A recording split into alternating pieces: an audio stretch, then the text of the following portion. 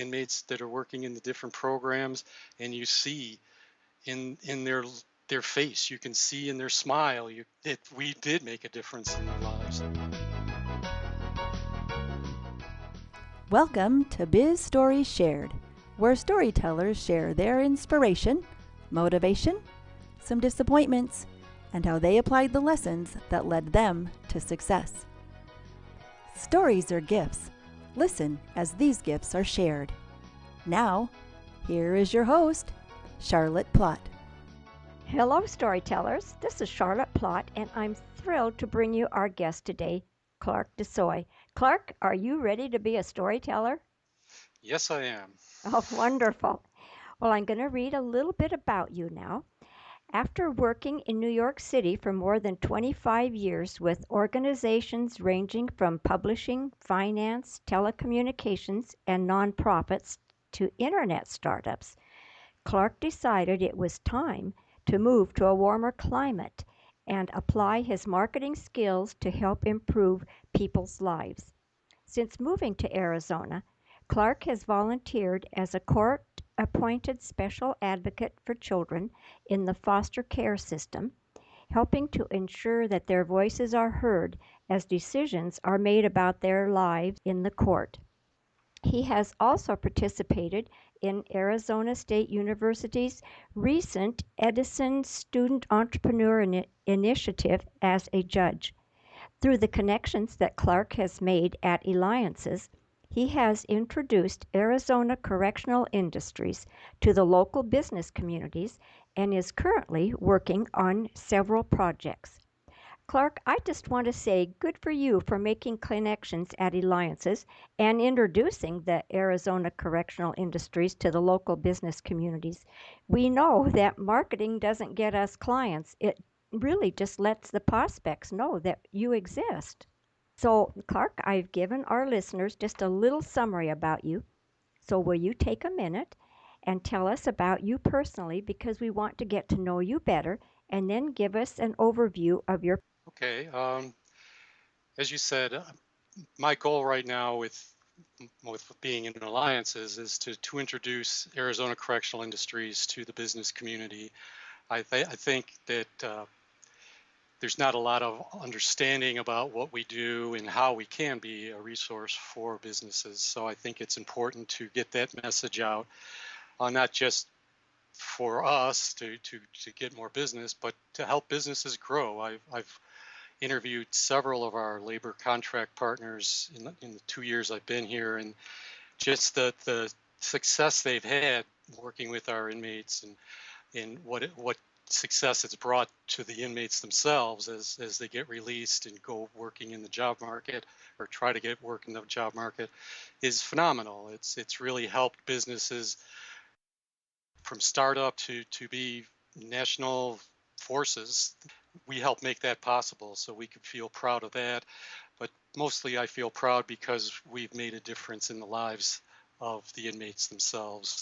They've transitioned into life again, and now they have jobs and careers and families, and they pay their taxes, and they're enjoying their lives, and they've put their past behind them. And I think that's the best you could hope for in any kind of correctional situation. And I feel like the work we're doing with our business partners is invaluable, not just from a business sense, but from a personal sense too. I think it's making difference in people's lives is so important. It is, and it's really phenomenal that how that transition works. And as I understand it, the inmates work on projects before they're released, so they learn a new skill. Maybe is that right? Yeah, that's the object. We're trying to teach them trades or just better work habits. A lot of them never had a working environment. They were never part of a team. They never felt a sense of shared accomplishment, and I think we give them a lot of that. But more importantly, we give them the job skills they need. Business partners like Televerity or Hickman's Farms, there's so many things that go on in those industries, and these partners are so generous with their training and what they bring to the inmates themselves. They're not just, a seat to be filled or something like that. They look at them and they give them what they need to do the job well. They give them opportunities to learn new things. If you just look at what goes on at Hickman's Farms, everything from building facilities, building cages, to running on a factory line, essentially. If you saw how the egg production is done, it's a phenomenal operation. It's like Henry Ford would have been proud to see the operation there. But everything along the way that the Hickman's family will teach people how to run the operations, to be a part of the operations, and to grow as individuals. And it's really very impactful. Oh, I can just imagine that it is. And one thing that I do want to emphasize, you said earlier that when the inmates are incarcerated, our taxpayer money is going to take care of them.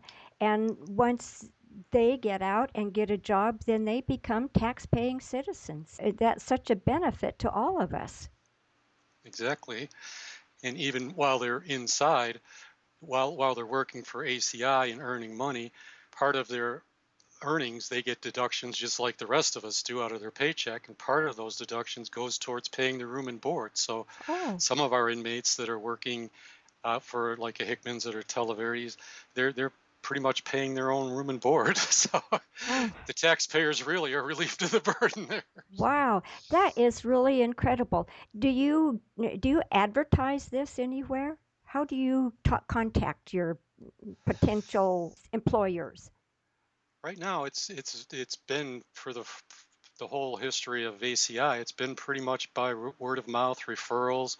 We had a labor contract came to us from Ohio where he was familiar with the program in Ohio and just said, "Do you have anything like that here?" And we Wow. did, and we started working with him back in 2002. And today, his company is a Fortune 500 company with offices all across the country. So it has worked well with the referral system, but I think, in order to make this really grow and work, we need to get out there and spread the word. We're doing things like Eliances. We're trying to get out and talk to more chamber groups.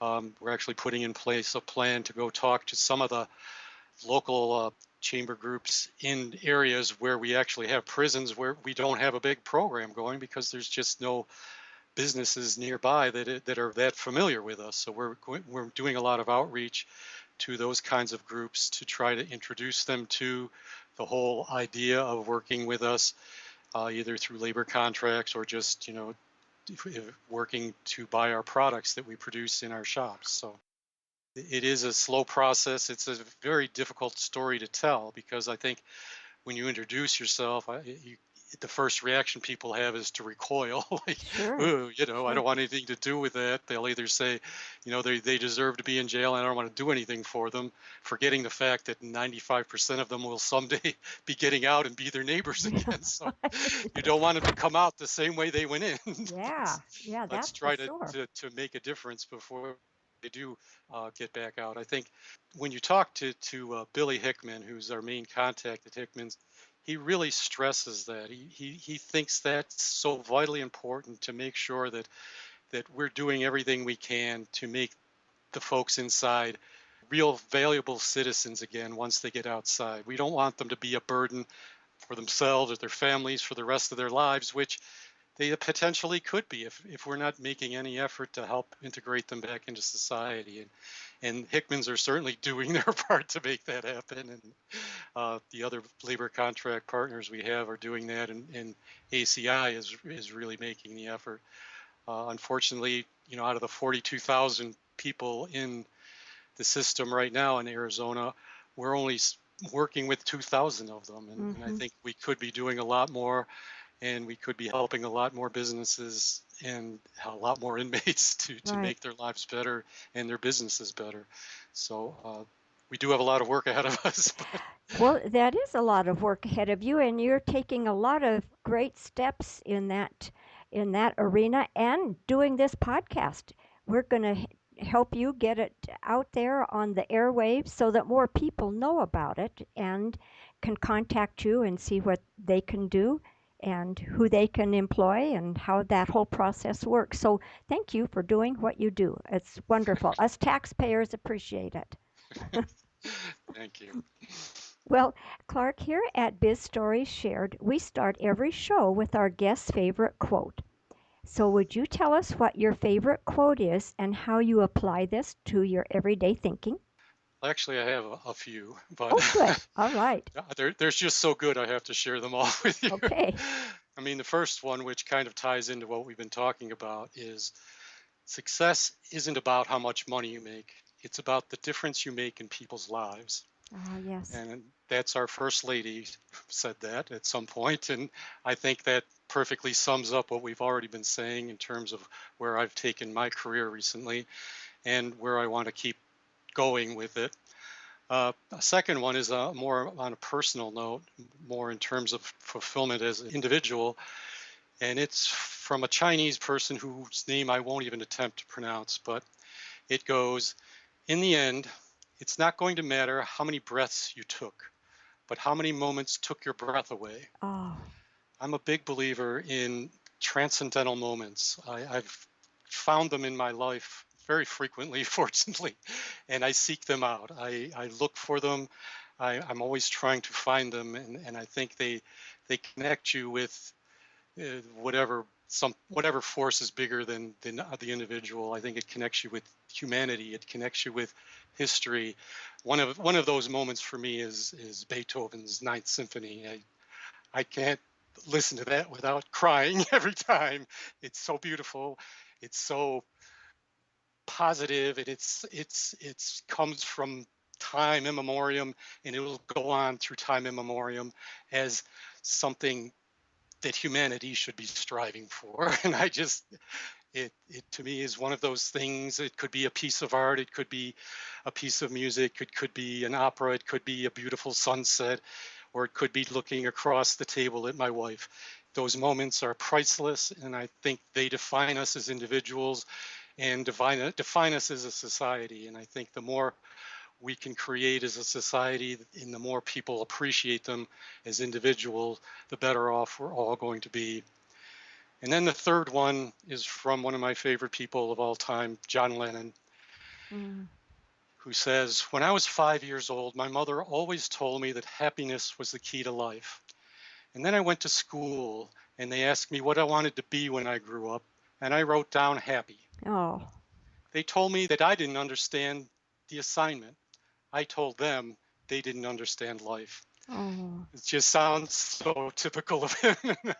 I think it's true. He's right. That's what life should be about. That's what our goal should be.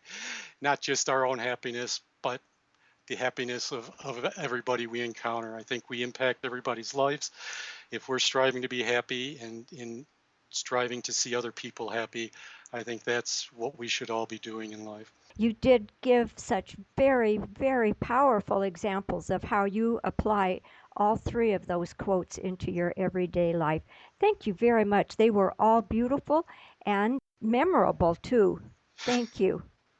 Clark, you've shared some of the facets of your career being in business, marketing, working with nonprofits, and along the way, you might have had some times when you just didn't get the results that you set out to achieve. So now I want to ask you to tell us one of those times when there was a whisper of discontent. Would you tell us that story? And most importantly, the lessons that you learned? Well, it was much more than a whisper. It was more like a thought. But back when I was working in New York, I was really at the height of my career. I was enjoying much success, and I felt like I had accomplished well beyond anything I could have imagined in my life. But the company I was working for, I could recognize what was going on. I could see changes that were happening. They were bought out by a holding company, and you know what kind of things happen when that happens. But I could see that they were going through the process of offloading certain departments that they thought could have been better served by outsourcing. So, and one of those departments was one I was working in. And no, I saw the signs and I saw the signals. I didn't act. I could have easily broke off from them, started my own business doing exactly what I was doing, and I could have been that outsource for the company I had been working for. But instead of taking the initiative, taking the chance, I sat there and waited for the hammer to fall, and eventually it did. Oh, And that took me to the next stage of my life. So in a way, it was good. I think that it happened. It was I could have managed it better.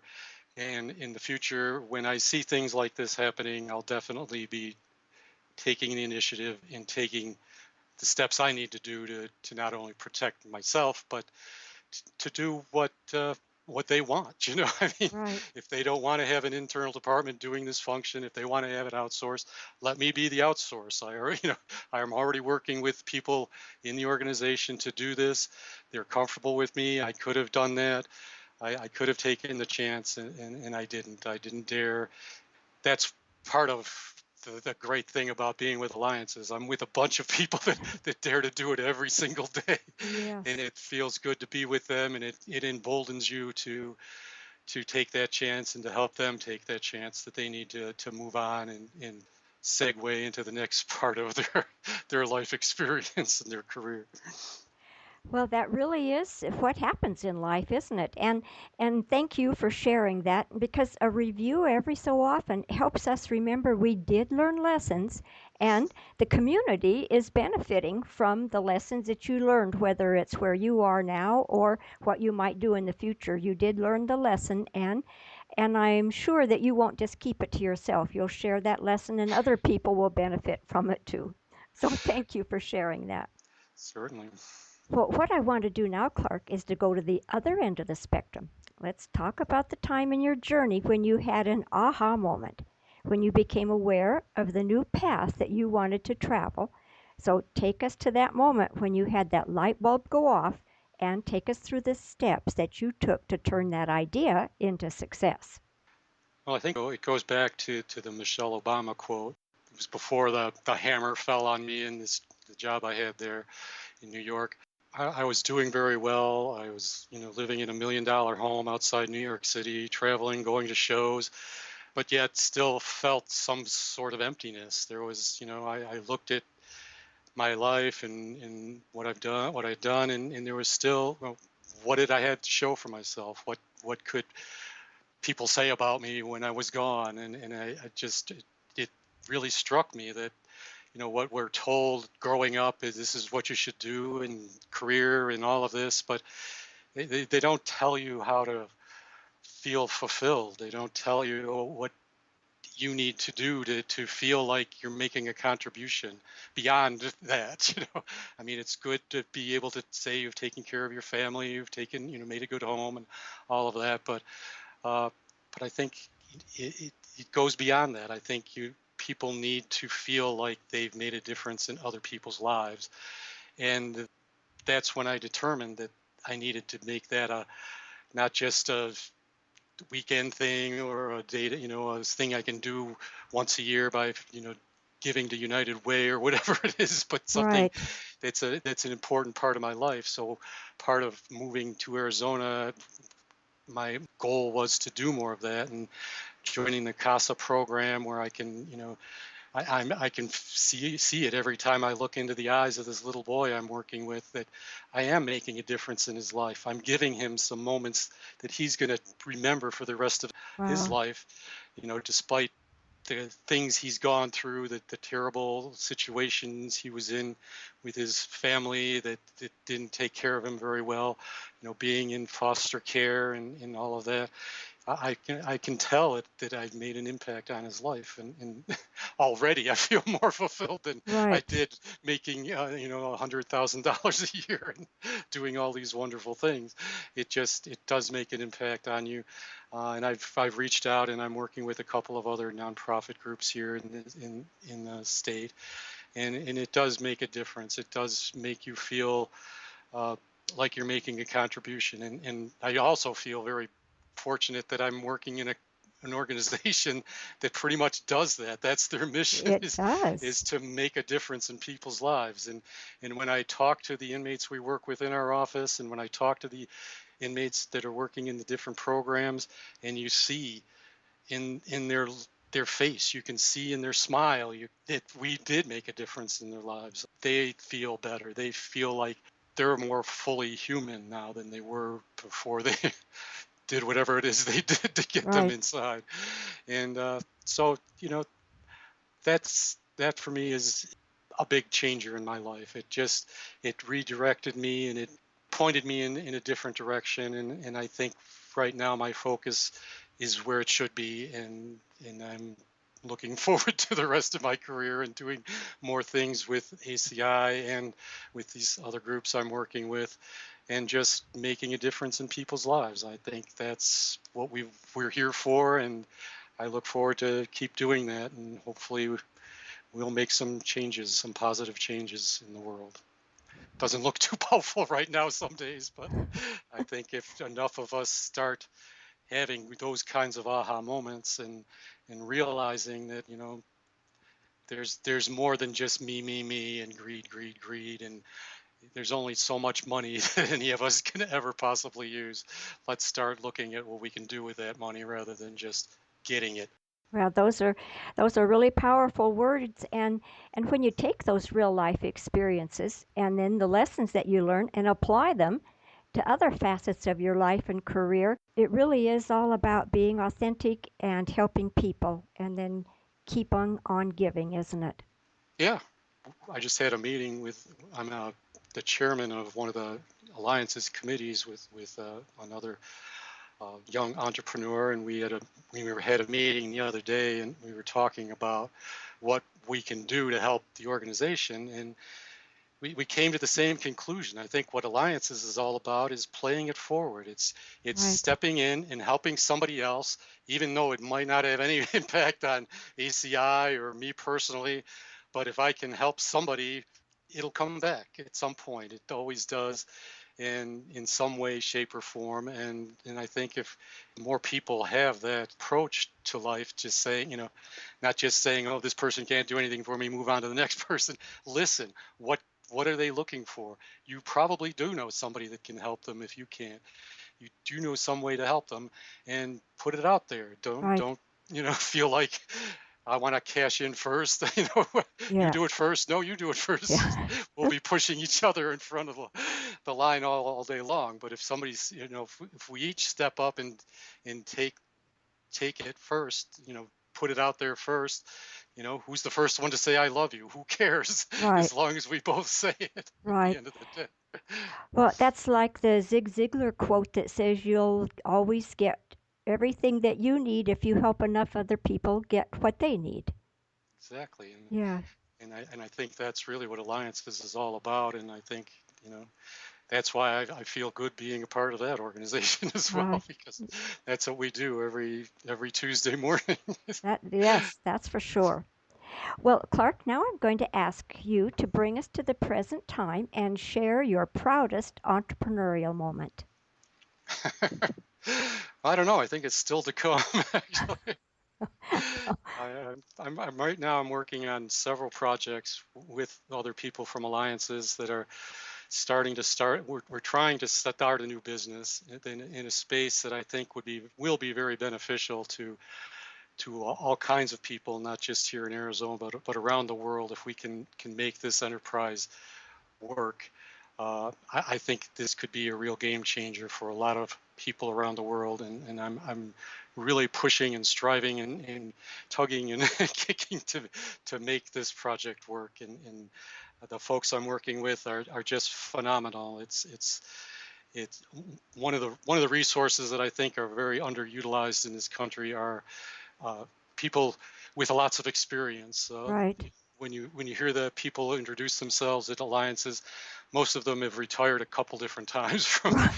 from jobs. They've sold businesses, and these people are just so brilliant. Mm-hmm. They're just such a great resource for the younger generation. That's why I'm glad that so many of them participated in the things at Sky Song and the judging and all of that, because their knowledge and their what they know about the world and how things work, and who they know, and it's just invaluable. And I feel really blessed to be able to work with these gentlemen, and take this enterprise off the ground. And Oh, good. I just feel like that's going to be huge. It's going to be a benefit to Arizona Correctional Industries, but I think well beyond that, it's going to be a benefit to folks all across this country and across the world ultimately. And um, I think that's going to be my hopefully something that I'm going to help make happen. Well, that is really exciting. Thank you for sharing that because people really want to hear stories. It gives us hope and to know that things are going to be going forward. And so I was going to ask you to tell us one thing that is really exciting you right now. Is there something in addition to that? I'm really excited about getting more involved with alliances.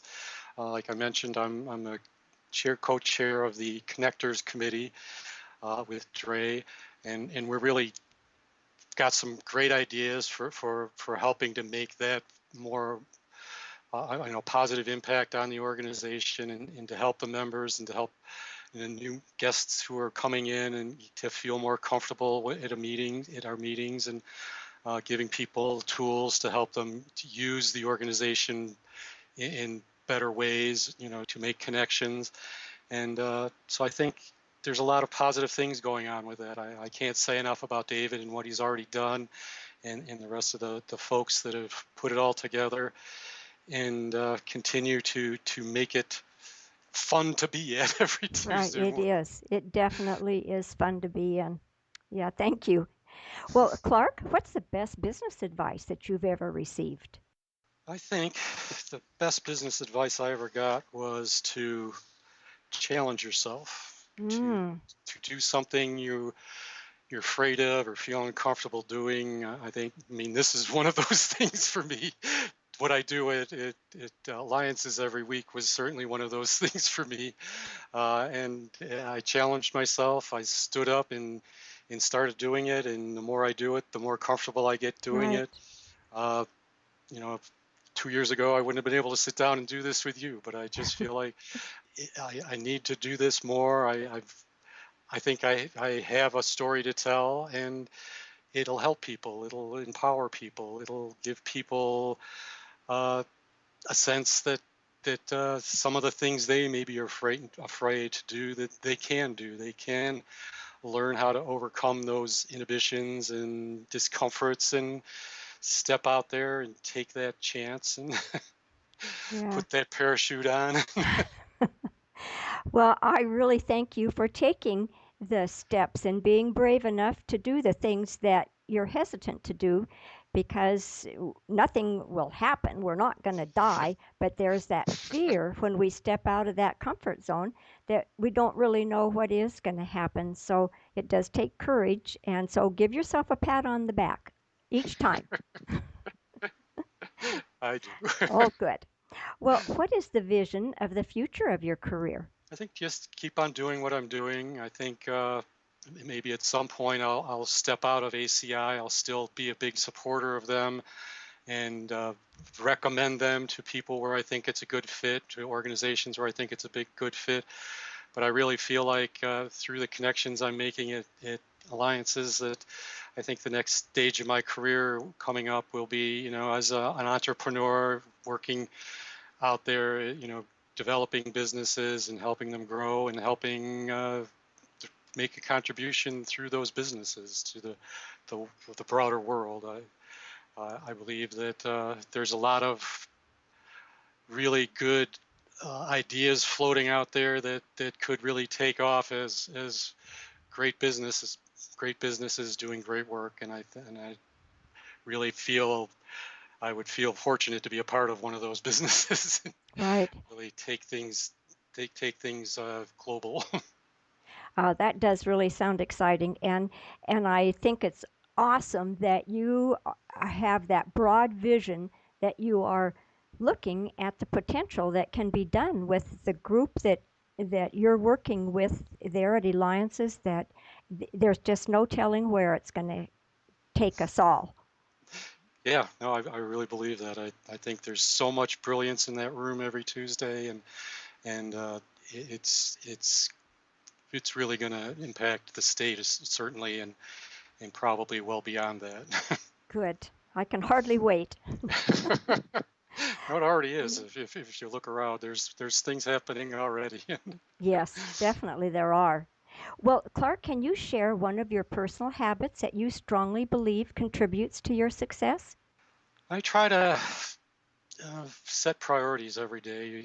You have to keep things straight, and you look at your list of things to do, and decide every day, this is what I need to accomplish today, and keep on track. You don't always get to the end of a list every day, but you need to keep that in front of mind, and be aware of it, and not let things fall through the cracks, because people are depending on you, and whether it's your family or your work colleagues or your association colleagues, Right. everybody's depending on you in some way, shape, or form, and you need to keep focused and keep plugging ahead, and don't be afraid to ask for help. Don't be afraid to reach out to people. I think that's one of the things that I haven't really done too much at Alliances. I've been trying to help other people, but I haven't really used a lot of the resources there to help me do my job better. So I Right. need to do more of that, and I think we can all help each other. We can all make each other's lives easier if we can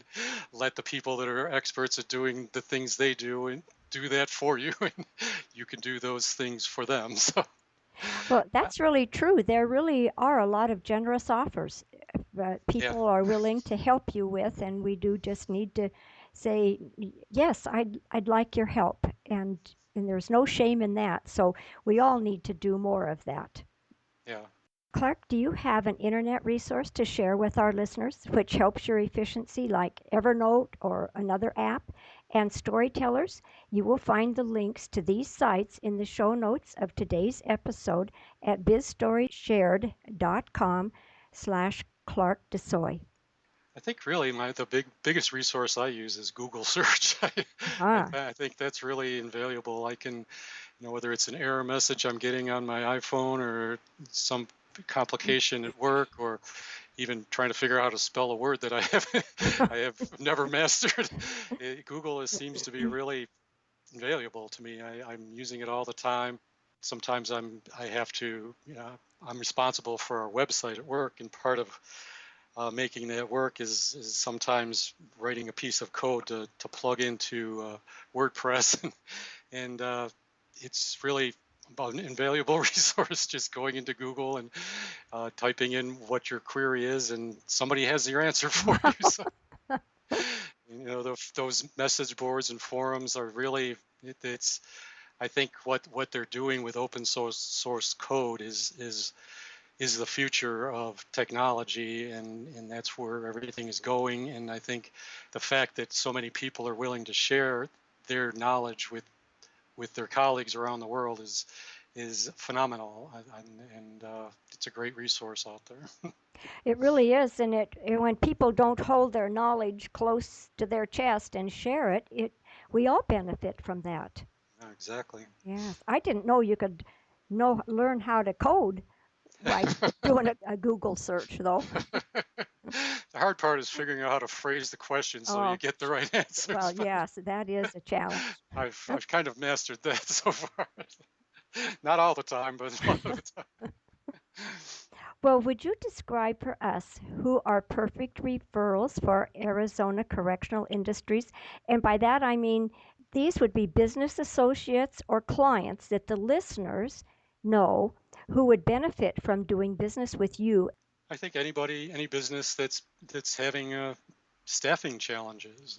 There's a lot of businesses that just have turnover. They constantly have turnover because of the nature of the job, or the, the pay, or whatever it is. And one of them definitely is call centers. Another one is farming, where it's a tiring work. It's in Actually, there's another one, an emerging field, which is recycling. A lot of that is repetitive line work, separating different kinds of materials and things like that, where it's really hard to keep staffed.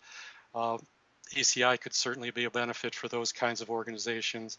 But really, it's any organization that's got a challenge, or any organization that wants to try to keep its manufacturing in Arizona, Hmm. even though it's much cheaper to do it in China or someplace else. If you really want to do it in Arizona, we can help ACI can help make that possible either through one of our shops or through providing the kind of labor we would need to bring those prices down to be competitive. But there are things we can do. We can work with people to help with their manufacturing process and with their labor challenges. Um, but or anybody that's trying to invent something and wants to build a prototype, but has gone to a couple of places and found it's really prohibitively Sure. expensive, come to us and talk to us, and we can probably get you what you need in an affordable way. For example, I just happened to think of this 3D printing that's new to me. Do you have one of those machines? We don't now, but I do have access to some, so Oh, I can definitely help connect people to that technology and to the people that can make that happen. wow. We're actually looking at maybe getting one of those for ACI at some point, but if we can get enough people that need this kind of technology and this kind of production equipment, Right. then definitely if it makes financial sense, we'll make that investment. But for now, I definitely have access to that resource in a couple of different places, and I can connect people to it. So that's another great thing about Alliances. Uh, we meet a lot of different people, Right.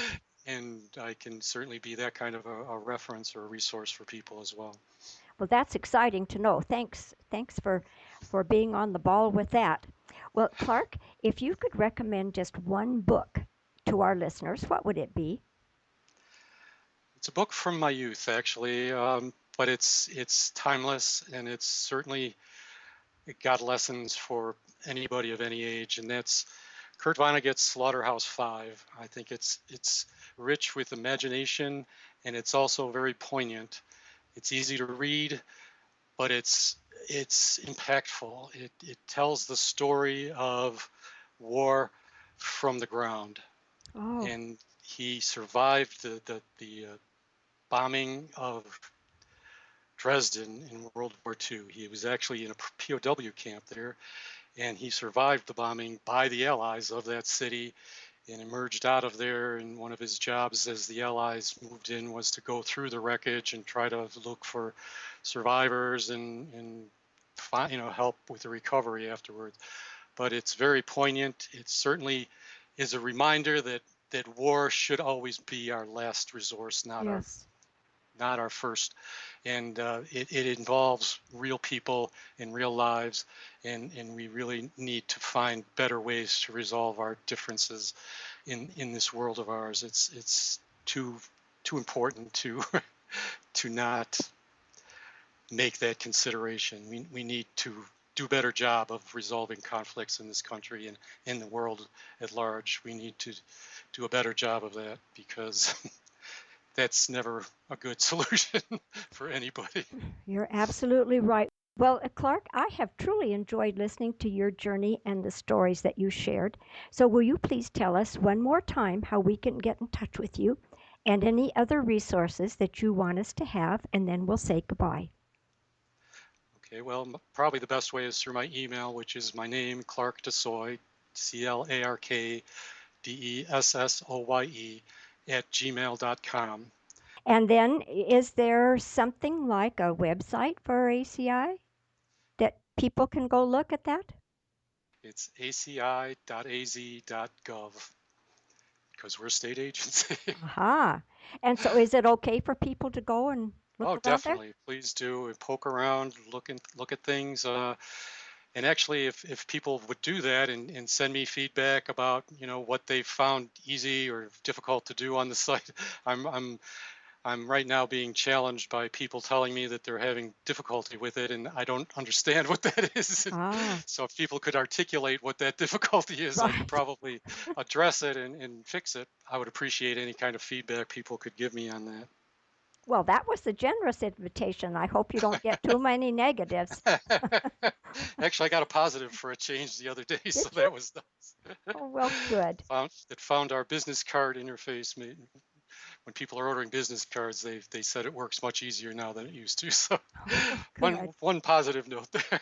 Well, good. So what do you mean by business cards? Do you print business cards for people? Yes, we do. We print business cards for most state agencies and several private businesses, and you can order them right off of our website through the business. Go to the business card services, and uh, we can do that Huh. for Well, them. I just bet that it's going to be really surprising when people go to that website and see what all you have to offer. That's great. Yeah, Good usually, information. actually, I did a talk with our HR department, the Department of Corrections HR department last week, out at one of our facilities, and afterwards, a couple of the HR people that have been working for the department for years and years and years, who said the exact same thing. I was Really? surprised to find out you did all of this stuff. So even our own people don't know. Oh, That's what a good secret we are. well, let's hope that you won't be a secret for much longer. But thank you for being so generous with your time and expertise and your experiences. And listeners, you can find links to this resource and everything we've been chatting about in today's episode by going to bizstoryshare.com/Clark DesSoye. Thank you very much. And goodbye, Clark. Bye. Thank you, Charlotte. You're very welcome. Give the storyteller some love. Go to bizstoryshare.com, click on the iTunes button, and give a 5-star review. Thanks.